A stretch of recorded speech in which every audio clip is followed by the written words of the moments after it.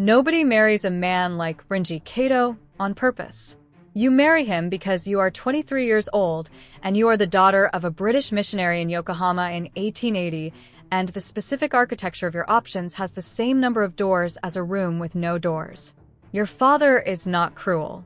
He is simply certain about God, certain about the correct shape of a woman's life, certain that the arrangement he has made with the Kato family is the answer to the specific problem of what to do with a daughter who reads too much, argues in 3 languages, and has twice refused the appropriate young men of the foreign settlement. The arrangement is not unusual for the time, not even for the settlement. English girls marry Japanese men in 1880 Yokohama with the same pragmatic frequency that the treaty ports produce any other hybrid arrangement, commerce and culture and proximity doing what they always do when people live adjacent to each other long enough. What is unusual, what your father does not tell you in advance, and what the go-between does not put in the paperwork, and what nobody says directly, because saying it directly would require a vocabulary that polite society has decided not to develop, is what Renji Kato is. What he is, a man who spent 11 years in service at the Meiji Imperial household as a court attendant in the inner chambers. What that position required, in the tradition inherited from the Chinese court through centuries of careful, documented, entirely normalized practice, the surgery. You find out on the morning of the wedding. From the housekeeper. Not your husband. Not your father. The housekeeper. A woman named Fumiko who has worked for the Kato family for 19 years, and who has the specific quality of a person who has decided that if nobody else is going to say the necessary things, she will say it, because she has been saying the necessary things in this household for 19 years, and she sees no reason to stop. Finds you in the dressing room. She looks at you for a moment. She says, "You know what he is." It is not a question. You say, "Tell me what he is." She tells you. You sit down on the floor of the dressing room in your wedding dress, which is a pale blue silk kimono borrowed from Renji's aunt, and you stare at the wall for approximately 20 minutes. Then you stand up.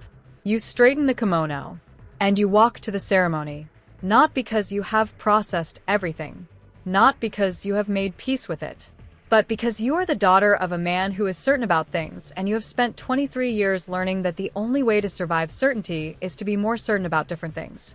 You are going to the ceremony because you are going to find out exactly what you have married, and you are going to do it on your feet. Renji Kato is 36 years old.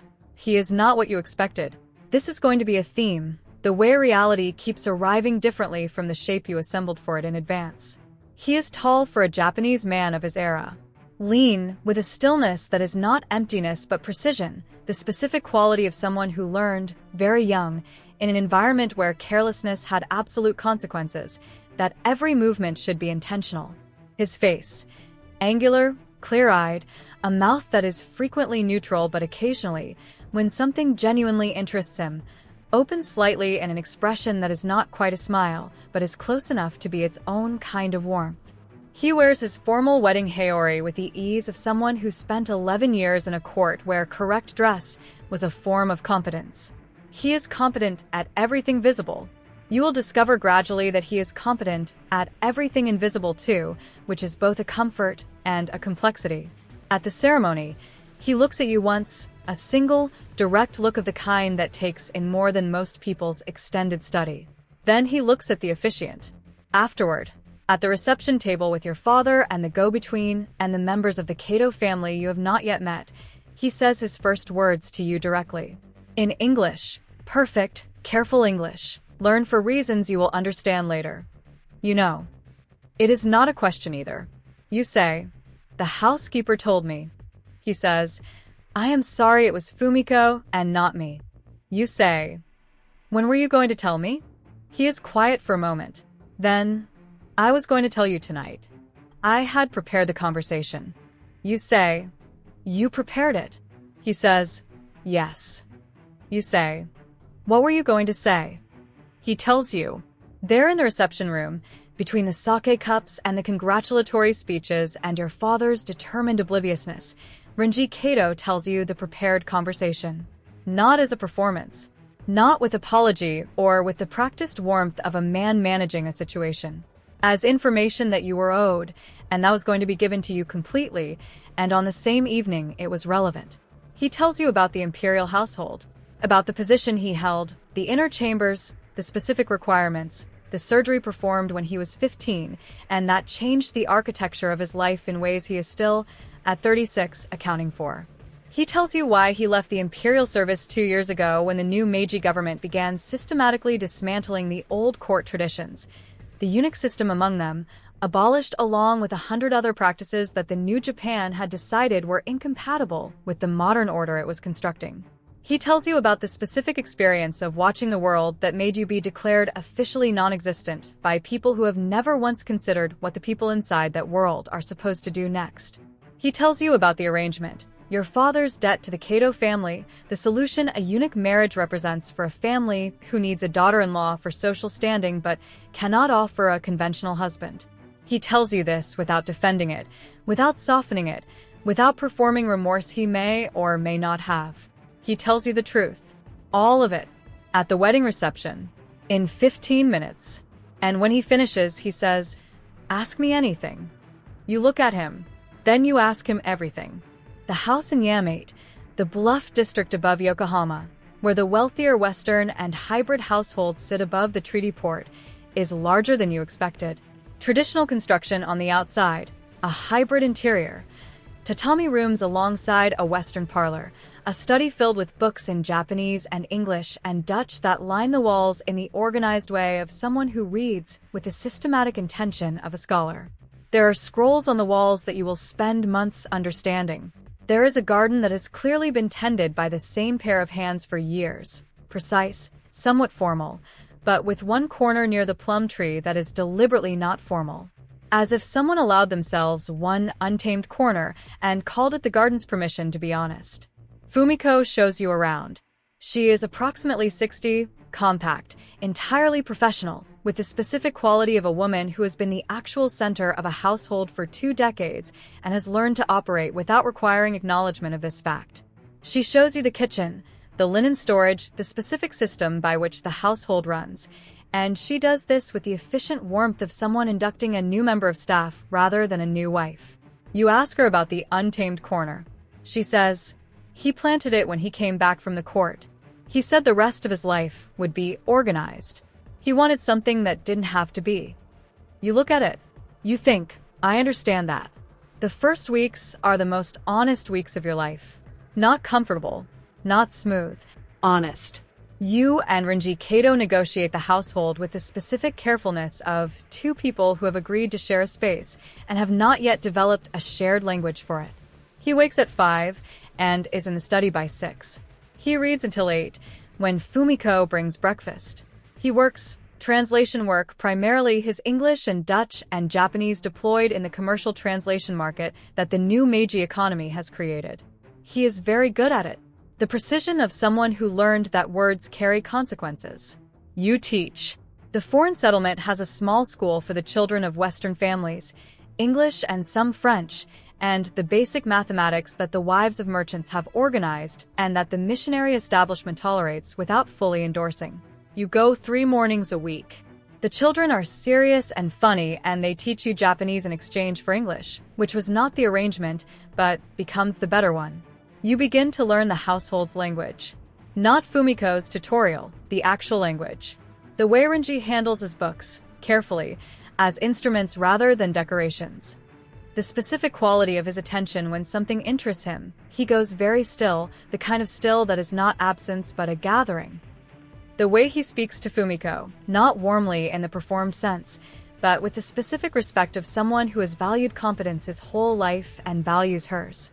And the way he speaks to you, which is, from the first week, as though you are the most intelligent person available, and he has been waiting for an actual conversation. This is disorienting.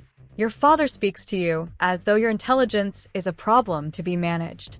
The missionary wives in the settlement speak to you as though your intelligence is mildly suspicious. The Japanese women you meet through Rinji's social circles speak to you in the careful, controlled way of people operating in a context where directness is a risk. Rinji speaks to you the way you want people to speak to you, directly, with the assumption that you will understand and respond in kind, with genuine curiosity about what you think. One evening in the 3rd week, over dinner, you ask him about the imperial court. He looks at you. He says, "What do you want to know?" You say, "Everything." He considers this. Then he says, "That will take longer than tonight." You say, "I have time." He does something with his face that is not quite a smile, but functions as one. He begins to tell you about the court. This conversation, which does take longer than that evening, which continues over many evenings across the following months, is where you fall in love with him. Not with his situation, not with the tragedy of it or the romance of it, with his mind, with the specific quality of a man who has lived inside something extraordinary and has made sense of it with extraordinary honesty. He tells you about the inner chambers, about the specific social architecture of the Meiji imperial household in its transitional period, old forms maintained alongside new forms, the court still performing centuries-old rituals, while outside its walls the country was dismantling the structures that gave those rituals meaning. He tells you about the women of the inner chambers, their politics, their intelligence, their specific form of power. He tells you what he observed, what he learned.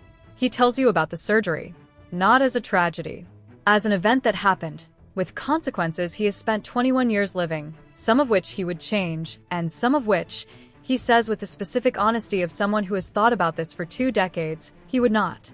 He is different, he says, from what the surgery made him, and also from what he would have been without it.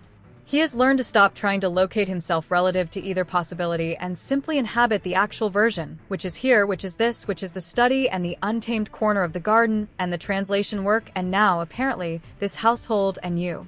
You say, "Do you regret it?" He is quiet for a long time. He says, "I regret that I was 15 and did not choose it."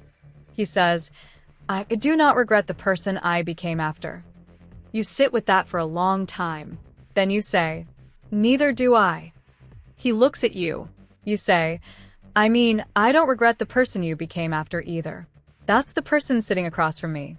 He says nothing for a moment. Then he says the thing that is not quite a smile and is better. That is an extremely precise statement. You say, "I am an extremely precise person." He says, "I know." He says it with the specific quality of someone who has known something for a while and is now confirming it aloud. This is the evening the household becomes a home. Your father visits in the 4th month. This requires management, not dishonesty, management. The specific discipline of presenting a truth in the frame available to the person receiving it. Your father is a good man in the limited way of men whose goodness has been shaped entirely by certainty. He loves you in the way of someone who has never doubted that love expressed through appropriate arrangement is love. He does not know what Renji is. He knows what he was told by the go-between. A man of standing, former court service, adequate income, appropriate connections. He comes to tea. Renji receives him with the formal warmth of someone who has spent 11 years navigating the specific requirements of powerful men who must be made comfortable. Your father is charmed. He does not know he is charmed. He believes he is simply being correctly received. Afterward, Renji says to you, "Your father is a man who has made all the right decisions by the wrong method." You say, "What does that mean?" He says, "He wants to protect you. He chose this marriage to protect you from the men of the settlement who would not protect you. He was right about the outcome and wrong about the reason." You say, "He doesn't know what you are." Renji says, "He knows I will not harm you." That is what he was trying to guarantee. He guaranteed it by accident. You sit with that. Then you say, "Is that enough?" Being guaranteed safety by accident. He says, "It is better than being guaranteed harm by design." You think about the young men of the foreign settlement, the ones you refused twice, the ones your father considered appropriate. You say, "Yes, it is better." The Meiji government's dismantling of the old court traditions creates a specific world around Renji that you begin to understand slowly. There are other men like him, former court attendants, men who held the positions that the new Japan has decided are incompatible with the modern order. Some of them have found their way into other services. Some have not found their way anywhere. Some are managing the specific experience of having their entire category of existence declared officially finished by a government that is building its new national identity partly by deciding what the old one was. They come to the house sometimes. Tuesday evenings, specifically, you did not plan this. It happened because Renji's English students come on Wednesdays and the translation clients come on Fridays, and the Tuesday evenings were available. They come quietly. They sit in the Western parlor or the main tatami room, depending on the weather and the mood, and they talk. About what, specifically, you do not always know because some of the conversations happen in the specific Japanese of the inner court, a register so elevated and particular that even your improving Japanese cannot follow it. What you know is this. These men have nowhere else to go where they are entirely what they are. The new Japan has categories and they do not fit cleanly in any of them. The Tuesday evenings are the one place where the category problem temporarily dissolves. You make tea. You bring food. You learn which of them drink the Western tea and which prefer the Japanese, and you manage this without being asked because you are a minister's daughter and you know how to read a room. One of them, a small, sharp-eyed man named Takeo, who is a senior attendant before Renji and who has managed the transition to the new Japan with the pragmatic flexibility of someone who has survived many transitions, says to you one evening, in excellent English, "You are not what we expected." You say, "What did you expect?" He says, "Someone who tolerated us. You accommodate us." You say, "There's a difference?" He says, "Tolerance manages an inconvenience. Accommodation makes space." You look at him. He looks at you. He says, "He chose well." You say, "He didn't entirely choose. Neither did I." He says, "You chose to stay. That is the choosing that matters." In the second year, your mother writes from England. Your mother, who has been in England since you were 16, who managed her leaving as a quiet departure rather than a dramatic one, who writes letters that are full of news about weather and gardens and the neighbor's dog and contain, like geological strata, the compressed record of a woman who learned to disappear inside the language of ordinary life. Your mother writes to ask how you are. Not how is the house, or how is your husband, or how has Japan treated you. How are you? You write back the truth. Not all of it. Not the Tuesday evenings or the court attendance or the specific nature of Renji's history. But the truth underneath those things, the truth that is, I am seen here. I am in a household where the person across the dinner table assumes I am intelligent and finds out he is right. I am building something. I am teaching children who want to learn. I am in a country that is remaking itself at a speed that makes every morning feel like news, and I am watching it from inside a house on a hill with an untamed corner of garden and a man who tells me the truth. I am more myself here than I have been anywhere. Your mother writes back 3 weeks later. Good. I wondered if you would find that. I could not find it where I was. You keep the letter in the study, in the desk that Renji has cleared half of for you. The desk is the most practical way he has said something he does not say directly, which is, "This is yours too." The year the cholera comes to Yokohama, 1886, the outbreak that moves through the port districts and into the settlement with the efficient indifference of a disease that does not read the social maps of the city it inhabits. You understand something about Renji that the previous 6 years have been preparing you to understand. He does not panic. This is not the composed public face he wears at the formal occasions of the settlement's social life. This is something more fundamental, a man who has learned, through 11 years of managing emergencies inside the inner chambers of an imperial court where emergencies could not be acknowledged as emergencies, the specific skill of doing what needs to be done while the surface remains navigable for everyone else. He organizes. The house becomes a coordination point.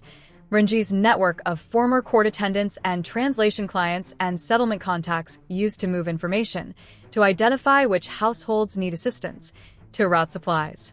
You run the practical end of this with the focused efficiency of someone who has finally found a context that uses all of her at once. You work side by side for 3 weeks. The closest physical proximity you have maintained since the wedding, not because there is any barrier between you, there is no barrier, this is a household of decided honesty, but because the work and the emergency had been separate from your bodies, managed across tables, and through Fumiko's intermediary logistics. In the 3rd week, late at night, when the immediate crisis has been managed, and the house is quiet and Fumiko has gone to bed, you sit across from each other at the kitchen table. He says, "You didn't break." You say, "Neither did you." He says, "I was trained not to." You say, "So was I, different training." Same result. He looks at you with the expression that has replaced the almost smile over the years of your marriage. Something more settled, the specific warmth of a man who has had time to arrive at something rather than approach it. He says, "When you came to the wedding, after Fumiko told you, why did you come?" You say, "I wanted to know what I had married." He says, "And?" You say, "And I found out at the reception. And every day since." He says, "Is it what you would have chosen?" You think about this honestly. You say, "I would not have chosen the method. I would have chosen you." Long silence. He says, "You didn't know me." You say, "I know you now. And what I know now is the same person who was at the reception. You were already that person. I just didn't have the evidence yet." He is quiet for a long time. Then he says, "That is the most precise thing anyone has ever said to me." You say, "I am an extremely precise person." He says, "I remember." The years do not resolve the question of what your life looks like to the outside. You are aware of this. The settlement has its opinions, some of them sympathetic, most of them the opinions of people who have decided that your marriage is either a tragedy to be pitted or an eccentricity to be accommodated, and who shift between these two positions depending on social convenience. Your father remains in his certainty. He does not know. You have decided not to tell him because the telling would cost him more than it would give him and would give you nothing at all. Your mother knows, not because you told her directly, but because your mother is the kind of person who reads the space between sentences, and you have not been writing around this for years without her knowing what you are writing around. She writes, "I assumed something of the kind. Is he kind to you?" You write, "He tells me the truth." She writes, "That is kinder than kind." The Tuesday evenings continue. Takeo continues to come. Others come and go as the years pass, and the old court world disperses further into the new Japan. You have become, without planning it, the specific kind of person that Takeo identified. Not someone who tolerates the situation, but someone who has made space for it. The space is the house on the hill. The space is the Tuesday evenings. The space is the study with 2 desks and the kitchen table where the real conversations happen, and the untamed corner of the garden that Rinji planted as a permission. You have added to that corner over the years, without asking. A specific English flower that shouldn't grow in Yokohama's climate but does. A stone you found at the harbor that is an interesting shape. Small additions. Accumulated presence in a space that was designed to be honest. Rinji noticed. He said nothing. But one morning you came to the garden, and there was a new plant next to the English flower, something from the court's garden. He told you later that he had been given by one of the Tuesday evening visitors who still maintained a connection to the old garden's cuttings. 2 untamed plants, neither of them belonging to the original plan, both of them growing. In 1891, there is an earthquake. The Nobi earthquake, October 28th, the largest in Japan's modern recorded history. It kills thousands. It shakes Yokohama, which is far from the epicenter, enough to bring down parts of the Bluff district, enough to move furniture and crack walls and send the koi and the ornamental ponds into temporary confusion. In the Yamate house, one wall of the study cracks. 2 of the scroll paintings fall. The untamed corner of the garden has a small stone wall around it that has been there since before Rinji moved in, and it collapses entirely. Otherwise, the house holds. Rinji's response to this, practical and immediate as always. The wall assessed, the scrolls checked for damage, the household stabilized. Your response, you go to the garden and sit beside the collapsed corner wall and look at the mess of it for a while. He comes to find you. He sits beside you. You say, "It held." He says, "The house?" You say, "The house. The garden. The Tuesday evenings. All of it. It held." He says, "The corner wall didn't." You say, "No, but the plants did. They're still there." You both look at the 2 plants, yours and his, the English flower and the court cutting, still rooted in the disturbed earth, bent slightly by the falling wall, intact. He says, "They have good roots." You say, "They had time." He is quiet for a moment. Then he says, "I want to tell you something." You say, "Tell me." He says, "When the arrangement was made, your father's debt, the go-between, the solution I represented, I agreed to it because it was practical. The family needed a wife for standing. I needed a household. The structure made sense. He says, I want you to know that the structure stopped being the reason approximately 3 weeks after the wedding. You say, what was it after 3 weeks? He says, you. Long silence. You say, Renji. He says, I know what I am. I know what I am not. I know what this marriage contains and does not contain. I am not telling you this as a declaration of something I expect you to receive as conventional. He says, I am telling you because you have been in this household for 11 years and you have made space for everything that is hard about my life, and you have done it without being asked and without requiring anything from me that I cannot give. He says, and I wanted you to know that I know, that I have always known, that I am not unaware of what you have done. You sit beside the collapsed wall and the intact plants for a long time. Then you say, I know you know. You've been saying it for 11 years.